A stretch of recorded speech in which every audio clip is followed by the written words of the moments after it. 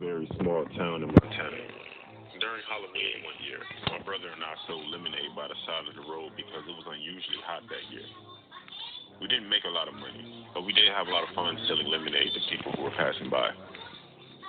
So my brother and I were standing at our lemonade stand when we noticed an old rusty car pass by us 2 or 3 times. At the time, it struck me as a little creepy.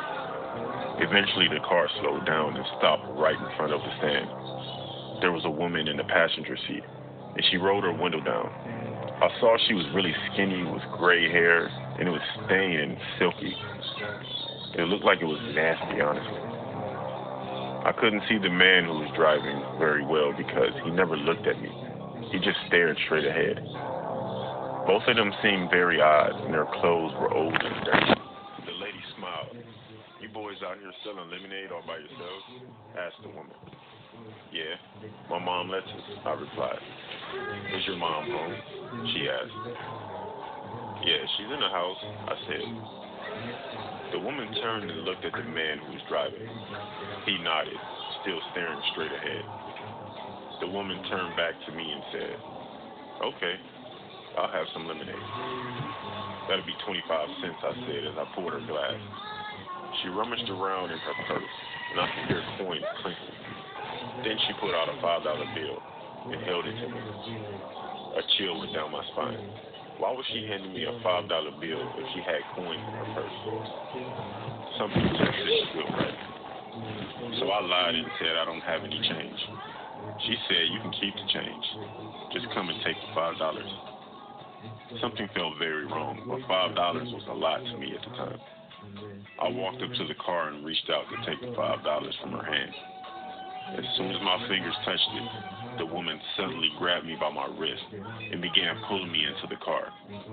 I screamed so loud, my brother ran to the house yelling for help. The man floored the accelerator, and the car lurched forward. I fought with all my might and managed to wrench myself free from her grasp. The car stopped, and the man got out, but I was already running for my life. My brother was pounding on the door and screaming. My mother rushed out and turned just in time to see the rusty old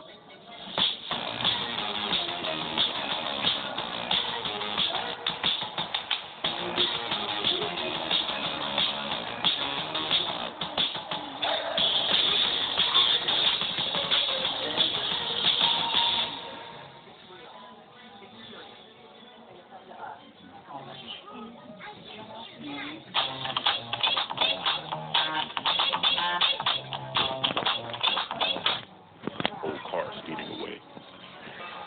We told my mom what had happened, and she called the police. Then my brother and I calmed down and went back to the lemonade stand. There was a $5 bill lying on the ground. We packed up the lemonade stand and put it away from here.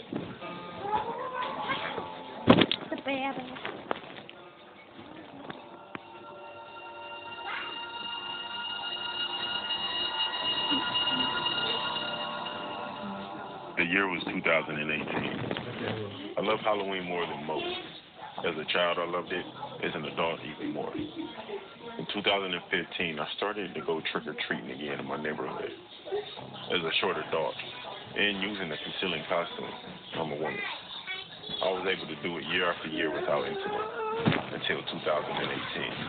That year, I used my favorite costume, a homemade zombie outfit with a skull mask. For the record, by this time I was over 30, but trick-or-treating was fun for me. My childhood neighborhood was too rough to trick-or-treat in. Anyway, I've been out for over 2 hours going house to house, getting lots of goodies. By this time, I was sweating pretty heavily, forcing me to pause and dry under my mask occasionally. Soon I rounded a street corner and passed a man walking 2 dogs. The street was clear, and many houses were unlit. I took a few steps forward and paused. Suddenly, standing in a house's pathway was an old lady. Where exactly did she come from? She wasn't there before.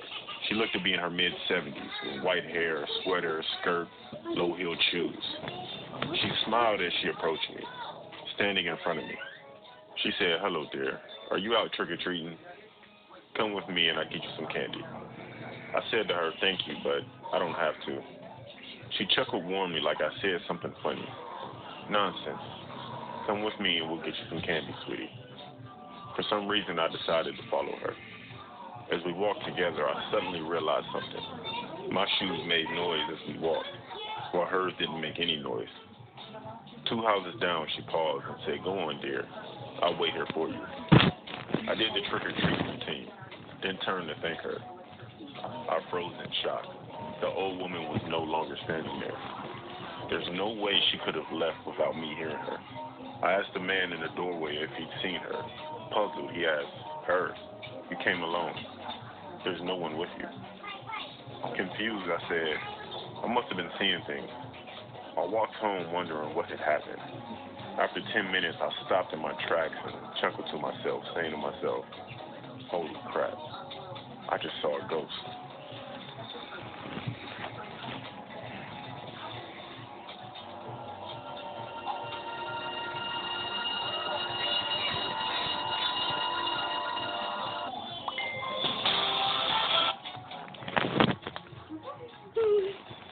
Judy,